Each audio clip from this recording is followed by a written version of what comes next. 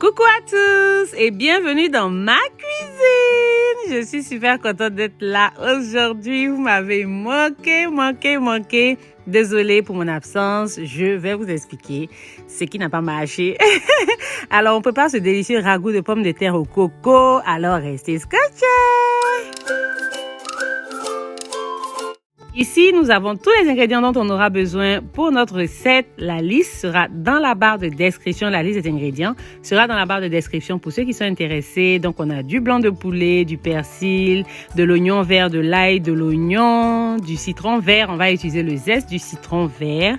On a des épinards, on a du coco. On va faire du lait de coco maison. Si vous n'avez pas de coco, vous pouvez utiliser le coco en canette, voilà, en bois de conserve, et de la pomme de terre. Ici, j'ai mis les ingrédients que je vais écraser. La liste est sur l'écran et j'ai rajouté du lait de coco pour pouvoir écraser mes légumes.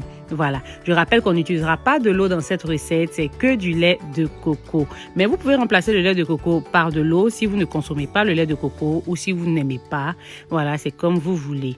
Donc là, dans ma casserole ici, je rajoute de l'huile et on va griller nos blancs de poulet. Je les ai découpés en dés et là, je les ai assaisonnés avec des épices passe-partout. Vous pouvez utiliser les épices de votre choix. Le plus important, c'est de donner un peu de goût au poulet. Donc, vous pouvez même mettre que du sel et du poivre sur vos blancs de poulet et les faire revenir. Ça dépend de vous ou utiliser les épices que vous avez dans votre cuisine. Donc, on va griller le poulet. Vous allez vous rendre compte, le feu doit être à feu fort et vous allez vous rendre compte qu'en grillant le poulet, à un moment, vous allez voir que le poulet va dégager du jus. On n'a pas mis d'eau, mais le poulet a du jus, voilà. Donc, le jus naturel du poulet va sortir et c'est ce que vous voyez ici mélangé à l'huile. Vous voyez qu'il y a le jus du poulet mélangé avec l'huile. Voilà, c'est normal. Vous laissez continuer à feu fort.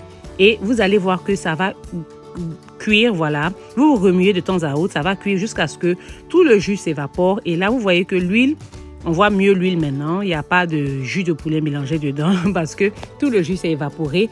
Et là, ça va commencer à griller maintenant. Et c'est à ce niveau-là qu'on veut rajouter nos oignons qu'on a découpés. Et on va faire revenir le tout jusqu'à ce que nos oignons soient bien grillés. Donc, 2 à 3 minutes, toujours à feu fort.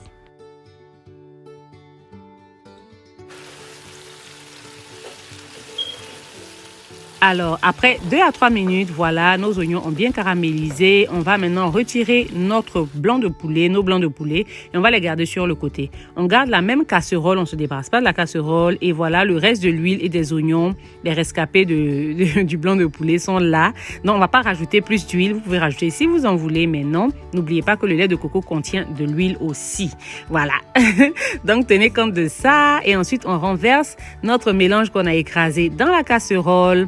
Ici, dans mon mixeur, vous voyez qu'il y a un peu de pâte encore dans le mixeur. Je vais utiliser de lait de coco pour rincer le mixeur et je vais renverser dans ma casserole et je vais rajouter un peu plus de lait de coco. Donc, ce que vous aurez fait avec de l'eau, vous allez faire ça avec le lait de coco. Et comme j'ai dit, si vous ne consommez pas le lait de coco, vous pouvez remplacer le lait de coco par de l'eau. Il n'y a pas de problème. Donc, vous suivez la recette exactement, mais en remplaçant par de l'eau. Alors là maintenant, on va bien mélanger le tout. Faites attention à la quantité du liquide, à la quantité de lait de coco que vous allez rajouter. Parce que n'oubliez pas que c'est un ragoût qu'on est en train de faire. Quand on va rajouter nos pommes de terre, les pommes de terre vont aussi produire de l'eau naturellement. Donc il y aura un excès d'eau. Donc tenez compte de ça. Quand vous rajoutez le lait de coco, ne rajoutez pas trop. Voilà. Donc ici, je rajoute mon piment, mes 2 piments, parce que j'ai pas voulu épicer, donc j'ai pas écrasé. Je rajoute du poivre noir et un peu de sel et on va bien mélanger et on va fermer et laisser cuire à feu moyen pendant à peu près entre 5 et 10 minutes. Voilà.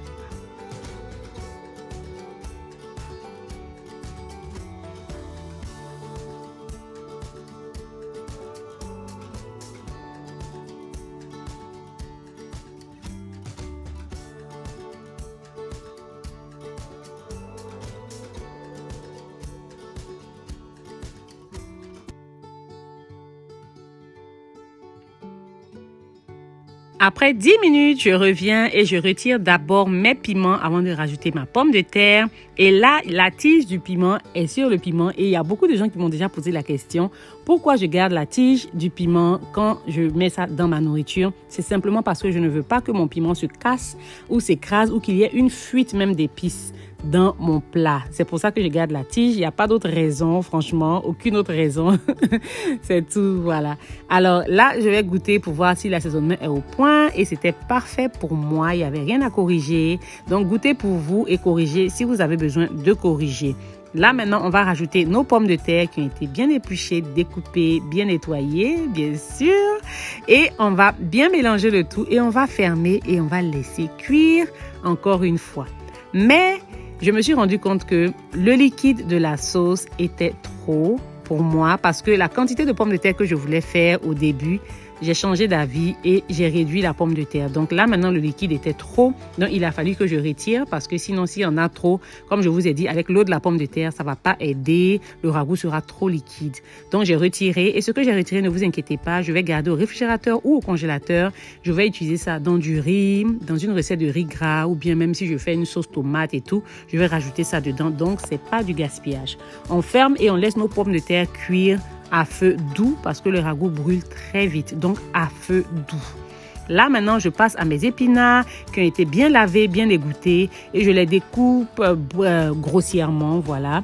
Donc, j'utilise des bébés épinards, voilà. Si vous utilisez les grosses feuilles d'épinards, là, peut-être vous aurez besoin de découper ça en plus petit, mais c'était des bébés épinards, donc ils étaient déjà petits. Il n'y a même pas forcément besoin même de découper, mais c'est juste que j'ai voulu couper quand même grossièrement.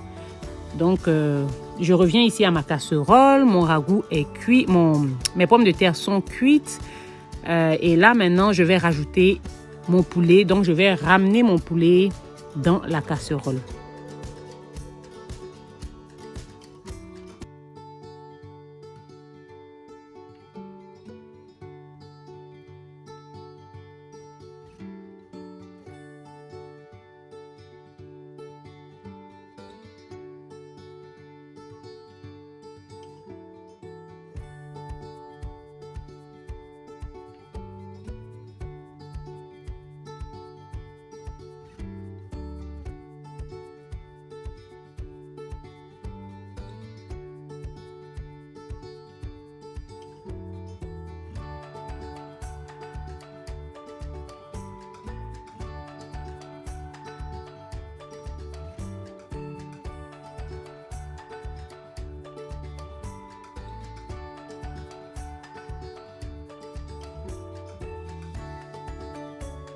J'ai rajouté mon poulet, j'ai bien mélangé le tout et là maintenant je rajoute mes épinards. Je vais faire ça en 2 fois parce que si vous avez l'habitude de cuisiner avec les feuilles d'épinards, vous savez que franchement c'est beaucoup mais c'est rien. C'est beaucoup mais c'est rien en vrai parce que c'est beaucoup comme ça, mais une fois que c'est cuit, c'est comme si franchement il y avait rien du tout quoi. Tu cherches même les feuilles d'épinards, tu te demandes mais ils sont passés où? Qui a volé mes épinards ou bien qui est venu se servir sans que je ne sache? Alors que c'est simplement parce que les épinards rétrécissent d'une manière incroyable. Voilà, donc je rajoute la première portion de feuilles d'épinards. Je vais mélanger, question de permettre aux feuilles d'épinards de s'affaiblir pour que ça descende un peu. Et je vais rajouter le reste des feuilles d'épinards et je vais bien mélanger encore une fois le tout. Et voilà, c'est fini. Une fois qu'on rajoute les feuilles d'épinards, on éteint le feu. Il n'y a plus besoin de cuisson. Voilà, parce qu'on ne veut pas on veut pas trop cuire nos feuilles d'épinards, on veut garder toutes les vitamines qui sont dedans là, on veut bien les garder, bien les conserver. Donc ne vous inquiétez pas, une fois que vous avez bien mélangé le tout, la chaleur du ragoût va cuire les feuilles d'épinards en fait. Ils n'ont pas besoin de beaucoup pour cuire. La chaleur du ragoût va continuer la cuisson des épinards même si vous éteignez le feu. D'accord?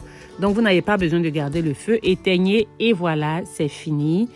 C'est prêt, c'était délicieux, c'était facile, c'était rapide, c'était sain, voilà. En tout cas, si vous avez des enfants comme moi ici qui n'aiment pas voir les légumes dans les plats ou bien qui se disent « Oh, j'aime pas ceci et cela », c'est une des meilleures recettes à faire pour eux parce qu'ils vont manger sans s'en rendre compte. Au début, mes enfants étaient là « Oh maman, tu vas mettre tout ça dedans, tu vas mettre toutes les feuilles ». J'ai dit « Oui », mais quand ils ont mangé, ils étaient là « Waouh, c'est bon, c'est délicieux ». Ils ont aimé en tout cas, nous tous on a aimé, en tout cas c'était super délicieux.